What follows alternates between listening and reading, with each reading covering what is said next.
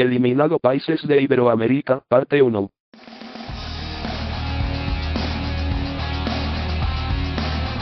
Lo que pasa por mí.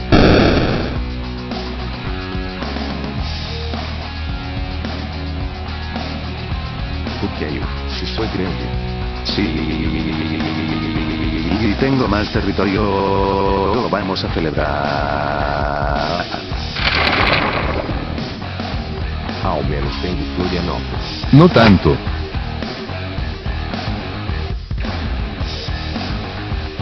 A mí porque no hice nada.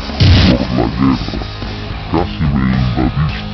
Me quitaste el dinero y me quitaste petróleo también.